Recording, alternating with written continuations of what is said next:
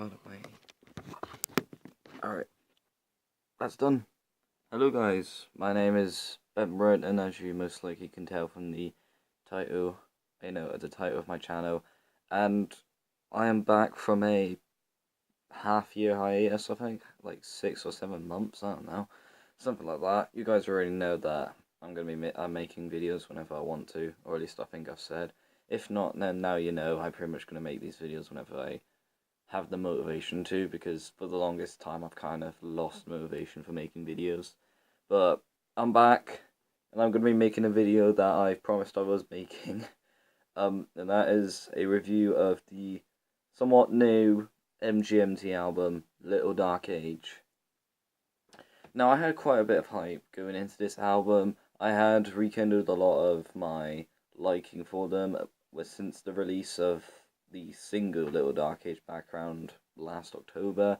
Now, I've always enjoyed MGMT, but I only really knew them for like a bunch of singles, like not just the main three, but I knew them for the song Congratulations and that one track they did with Kid Cudi, Pursuit of Happiness. But other than that, I don't really know that much about but but when that single was released, I gained a bit of motivation to check out most of their albums. I already listened to some of Raka Spectacular with the singles and some of the more popular songs off of there, like Weekend Wars and Moons, Birds and Monsters. And I also listened to the other albums like Congratulations and Self-Titled. Now I will get into I want to discuss these albums in like a different video in a more constructive way. However, I'm going to give my basic opinion on these three albums. Araca Spectacular is a great debut album. Probably one of my favorite albums of 2007 or 2008, depending on what year you technically count it as it was released. It mainly gained notoriety in 2008, but it was technically digitally released in 2007. But whatever it may be, still a great album. Congratulations is my favourite MGMT album thus far, with such great movement into 70s style psychedelic rock, with tracks such as Flash Delirium and Congratulations, as I mentioned earlier, and I Found a Whistle and Flash Delirium being my main favourite songs off of that album. And we move on to this self-titled album, which I gave a listen to today for the third time, and it's a very mixed bag, personally. It was quite the downfall from them, in my opinion. It just sounded like they were trying to be the Flaming Lips way too much, and some of these songs have so much going on that they just feel disjointed. And then there are some songs which just have nothing really going on, and tracks such as Mystery Disease feel like they should be good, but they just aren't that much. And my least favorite song from them, or my second favorite, my second least favorite, I Love You to Death, appears on this album, which I just dislike strongly. However, there still are some good songs like Alien Days, Introspection, and Cool Song Number 2's alright. Now we move on to the latest album, a 5-year gap between their last, and I give them credit for taking time with this release, as it feels like a lot more was put into this release, especially judging with the singles, which were really great. I checked out only the first three. I didn't check out Me and Michael until the album was released fully, as it was only like about 5 days before, and the three singles were Little Dark Age, When You Die, Me and Michael. When You Die is probably my favourite out of the three. It seems like a very nice throwback to The Cure, and it has its own identity with its modern twists and implications put into the song. I really do enjoy it. But the gothic style synth pop that is Little Dark Age also works incredibly well, and the slightly smoothed and chilled out Hand It Over is a great closer to this album. And in terms of my opinion on this album overall, this is a great listen. This is probably my favourite album of this year so far, and the only other album that comes towards it is well, the new Gorillaz album, obviously, because if you knew anything about me, Gorillaz is my favorite band of all time, and the Now Now was a great album. I might do a video elaborating my thoughts more on that album, but that's about it. All I can say. And yeah, back onto Little Dark Age itself. It's mainly a 80s inspired release as it takes a lot of elements from 80s groups such as The Cure, as I mentioned before, some acts like the Human League. I get some again, and I get some influences. I hear some influences from other groups like Aha, A Flock of Seagulls, um, New Order. I hear as well. I hear all sorts of 80s synth acts and acts that kind of come close to that genre, and it's a great listen. It doesn't just glorify the 80s and doesn't have its own identity. As I mentioned with When You Die, it throws in its modern production styles and twists. Dave Fridman has helped work on this album again, I believe, and Ariel Pink, who you may know for Haunted Graffiti and some of his other projects. I haven't listened to too much Ariel Pink, if I'm being honest, but I do need to get into his music personally. And he co-writes and works on When You Die, and it's a very strong influence onto this album, from what I gather. Now, I should probably start off with some of the other songs which aren't the main single, aren't the three singles that I mentioned. I'm going to start off with what is perhaps my favourite on this album, She Works Out Too Much.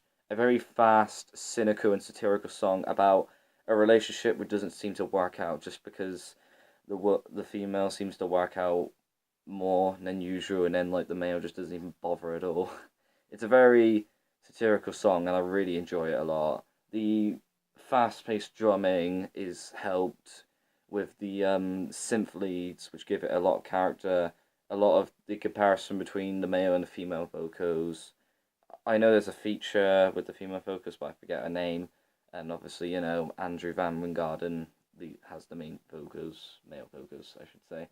And it works really well. I enjoy this track a lot, and it might be one of my favorite. It's one of my favorite songs of this year. Not sure if it's my favorite, but that's something. I'm gonna move on to a few other songs which I enjoy. Me and Maiko is this bombastic track just about friendship, really, and I really like the bass line for this song. Even if it isn't the most hearable. I know that's not really a word, but I'll just use that for now, for lack of a better term. Um, the mixing hasn't made the bass as noticeable as I thought it would be, but I still enjoy it a lot. And obviously, the drumming is really, really builds up this song into something much more grandiose. I really enjoy it. Um, Another song which I've grown to like in the past few weeks and I've gained more appreciation for is One Thing Left to Try, which seems to poke jabs towards notations of suicide, and it has it in this very cheerful, uplifting instrumental. I love this comparison. This is very much in a way what I could kind of see what it as a comparison what kind of Paramore were trying to do last year, but I don't think they succeeded that much with it. This is what I felt like they could have done with this style, but maybe something that suits them more. And the Sympleads, hell, the Sympleads are basically the best part of this album. The pure brilliance behind them is just great. I love it a lot, and the much more clean and falsetto like vocals help fit in well with this song. And the instrumental track, Days That Gone Away, which is generally considered to be the least favourite or the worst song on this album, I think is quite underrated. I really like the sound of the bass, it's very clean, and the very wavy synths, the wow wow wow wow wow wow. That sound, if you get what I mean, if you heard the song, I really enjoy it. The lack of vocals for it being obviously an instrumental track, apart from the saying of the title "Days That Got Away," um, I really like that aspect as well. It helps give this song a more of an identity, not just for being the instrumental track, but a lot of the there's a lot going on in this song instrumentally wise, but it's more focused than it was on some of the songs on the self-titled album. And yeah, I really like this instrumental. What can I say? Now, I have mentioned that this album is definitely my favorite of this year, and I really do enjoy this album a lot. But I do have one song on this album which just doesn't click for me, and it's the only track that doesn't click for me, in my opinion. And that song is James. I just can't. The instrumental just isn't that interesting to me, and the vocals I just don't like. They could have worked, just like how there's a similar vocal style used in the song When You're Small, and I think it works much better in that track. And it could have worked here, but for some reason it just doesn't sound that good at all. I like the lyrics. It's a very interesting track, but lyrically that is, but unfortunately it's just weighed down by some very disinteresting instrumentals and a lackluster vocal performance. Other than that song, though, this album is fantastic. I really enjoyed this listen. It's probably my second favourite MGMT album, period. It might be better or worse than Interactive Spectacular, though. I haven't fully, even though I listed this as the second favourite, I still think it could change places here and there. Other than that, his album's a great synth pop throwback. If you really enjoy the sounds of that from the 80s, then I think you'll really enjoy this album. And if I have to give it a rating, I'd give it a 9 out of 10, in my opinion. Just a great listen overall. Alright, that's my effective rambling for once in this for this video. I hope you somewhat enjoyed it. I know it's been a while. I'm going to try and keep slightly more consistent with my uploads, even though I can't promise it. I'll try to. I want to get out a review of Death Grips, Year the Snitch, and Gorillaz Now Now. I've listened to both of those albums, and I might give out a review of Kids See Ghosts, because that's another album I gave a listen to this year so far. I still need to listen to a lot more albums, because I've been going through a lot of bands' discographies as of late, and I just haven't had the time to go through some of the releases of this year. But in the meantime, my name is Ben Britton, and I shall see you guys in the next video. Goodbye.